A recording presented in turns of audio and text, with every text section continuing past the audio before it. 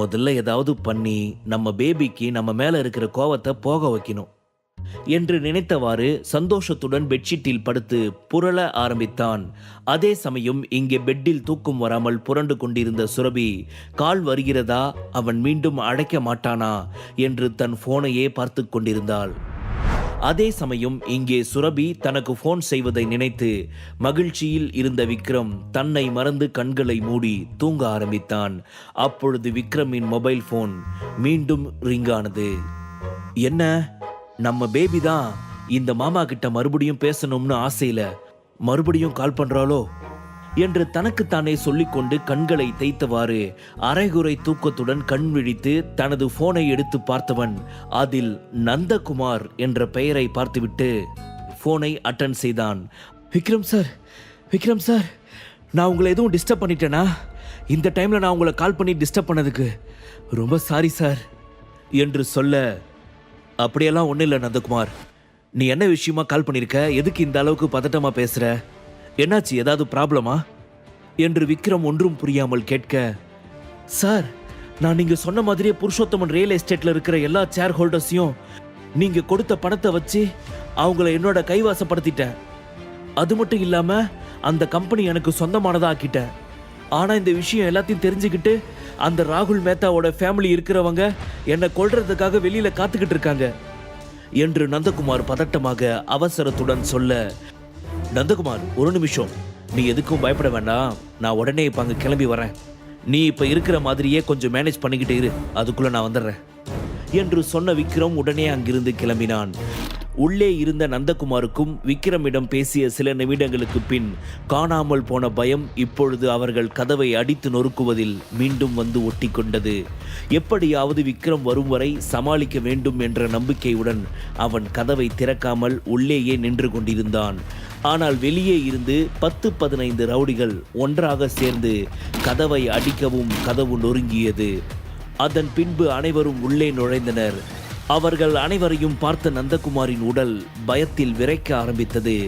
அவன் முன் வந்து அமர்ந்த அந்த கூட்டத்தின் தலைவன் நந்தகுமாரை பார்த்து, என்ன நந்தகுமார், இப்படி கதவை அடைச்சிட்டு உக்காந்துட்டு எங்க எல்லாரையும் சமாளிச்சிடலாம்னு நினைச்சிட்டு இருந்தியா? அப்பொழுது நந்தகுமார் ஏதும் பேசாது அமைதியாகவே இருந்தான். ஏண்டா, நீ அந்த மேத்தா குடும்பத்தோட மருமகன் அப்படின்ற ஒரே காரணத்துக்காக உன் மனைவி எவ்வளவு கேவலமா வேற ஒருத்தவங்க கூட ஊர் சுத்திக்கிட்டு இருந்தாலும் அவங்க உன்னை கைவிடலை தானே? உனக்கு என்னெல்லாம் தேவையோ அதெல்லாம் செஞ்சு கொடுத்துட்டு உன்னை நல்லா தானே பார்த்துக்கிட்டு இருந்தாங்க. அப்படி இருந்தோம் நீ அவங்களுக்கு துரோகம் பண்ண நினைக்கிறல என்று முகத்தில் வெறுப்புடன் நசீர் நந்தகுமாரை பார்த்து சொல்ல, நந்தகுமாரின் மனம் கோபத்தில் கொழுந்து விட்ட நெருப்பாக எரிந்து கொண்டு இருந்தது. அதே சமயம் அளவில்லா கவலையும் அவனை ஆட்கொண்டது. இங்க பாரு, நீ என்ன வேணாலும் பேசிக்கோ, எப்படி வேணாலும் அடிச்சுக்கோ, இல்ல கொல்லணும்னு நினைச்சா கூட கொன்னுக்கோ. ஆனா நீ எதுக்காக இங்க வந்திருக்கியோ அந்த காரணம் மட்டும் நடக்கவே நடக்காது. உன்னால என்கிட்ட இருந்து எந்த ஒரு விஷயத்தையும் வாங்கவும் முடியாது, உண்மையையும் வெளிவர வைக்கவும் முடியாது என்று துணிச்சலாக நந்தகுமார் சொல்ல, அவன் சொன்னதை கேட்ட நசீரின் கோபம் தலைக்கு ஏறியது. ஏண்டா, உன்னை நம்பி அந்த மேத்தா குடும்பம் இந்த ரியல் எஸ்டேட் குடும்பத்துக்கு ஜெனரல் மேனேஜர் ஆக்குனாங்க. நீ அவங்களுக்கு இப்படிதான் துரோகம் பண்ணுவியா? சொல்லு. உனக்கு இதெல்லாம் பண்ற அளவுக்கு தைரியமே கிடையாது. உனக்கு பின்னாடி யாரோ ஒருத்தர் இருக்கான், அதனால தான் நீ இந்த மாதிரி எல்லாம் பண்ணிக்கிட்டு இருக்க. அது யாருன்னு மட்டும் ஒழுங்கா சொல்லு, சொல்லிட்டு பேப்பர்ல சைன் பண்ணிட்டு போய்கிட்டே இரு, இல்ல நீ என் கையால சாவறது உறுதி என்று நசீர் அவனை மிரட்டினான். ஆனால் நந்தகுமாரின் வாயிலிருந்து எந்த ஒரு பதிலும் வரவே இல்லை. மாறாக அவர்கள் அடித்ததில் வடிந்த ரத்தம் மட்டுமே வந்து கொண்டு இருந்தது.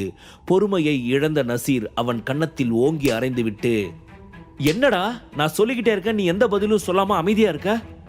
உனக்கெல்லாம் எப்படி அடிச்சாலும் திட்டினாலும் புரியாது.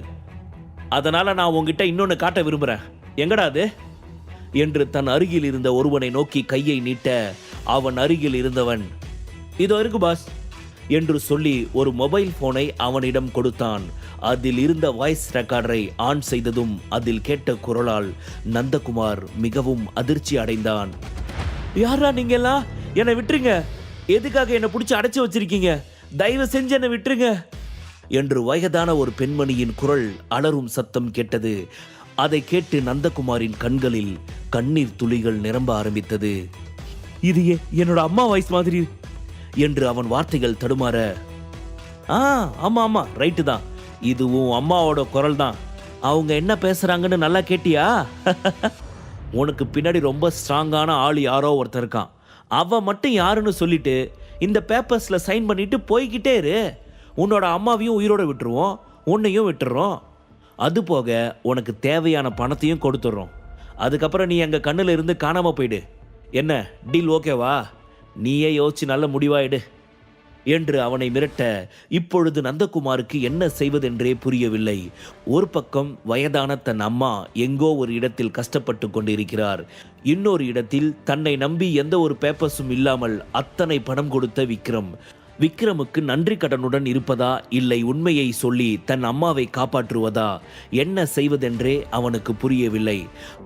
என்னடா நீ பார்க்கறத பார்த்தா உண்மையை சொல்ல போறது இல்லைன்ற மாதிரி தெரியுது என்று சொல்ல, நந்தகுமாரும் திமிராக ஆமாம் என்று தலையை அசைத்தான். அப்போ இனி உன் விதியை மாற்ற யாராலையும் முடியாது என்று சொன்ன நசீர் தன் கையில் இருந்த கன்னை லோட் செய்து அவன் தலையில் வைத்து அவனை ஷூட் செய்ய போன சமயம் அவன் டேபிளில் இருந்த போன் அலறத் தொடங்கியது. வேகமாக அதை அட்டன் செய்து காதில் வைத்தான் நசீர். ஹலோ நந்தகுமார், எங்க இருக்கீங்க? நான் கீழே கிரவுண்ட் ஃப்ளோர்ல தான் இருக்கேன். நீங்க சேஃபா என்று கேட்க, ஓ நீ தான் அந்த கூட்டாளியா?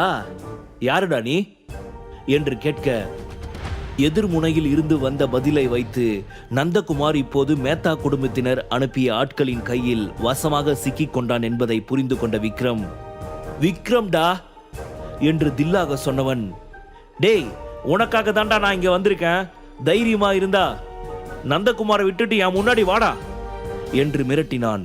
இப்பொழுது நசீர் விக்ரம் சொன்னதை கேட்டு ஞாபகம் வந்தவனாக தனது கையில் இருந்த மொபைல் போனை பார்க்க அதில் விக்ரம் என்ற பெயர் இருந்தது.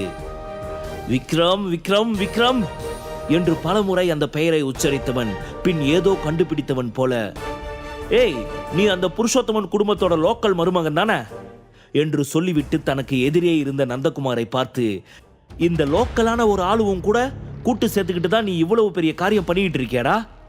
நீங்க 2 பேரும் என்ன திட்டம் போட்டு இந்த கம்பெனியை ஆட்டைய போடலாம்னு நினைச்சீங்க என்று நந்தகுமாரை பார்த்து மிரட்டி அவன் கன்னத்தில் ஓங்கி ஒரு குத்து குத்தியவன் பின் விக்ரமை வழக்கம் போல தன் பாணியில் பச்சையாக திட்ட ஆரம்பித்தான். ஏண்டா நீ எல்லாம் ஒரு அம்மா அப்பாவுக்கு பிறந்திருந்தா மேல வாடா. எப்படிடா உனக்கெல்லாம் இந்த மாதிரி எச்சத்தனமா யோசிக்க தோணுது? இவ்வளவு எச்சையா யோசிக்கிற நீ கண்டிப்பா நல்ல அம்மா அப்பாவுக்கு பிறந்திருக்கவே மாட்ட. கண்டிப்பா தப்பான ஒரு வழியில தான் பிறந்திருப்ப என்று அவன் பச்சையாக மிரட்ட, அதை கேட்டு விக்ரமின் கண்களில் கோவத்தீ கொழுந்து விட்டு எரிய ஆரம்பித்தது. கை நரம்புகள் அனைத்தும் புடைக்க ஆரம்பித்தது.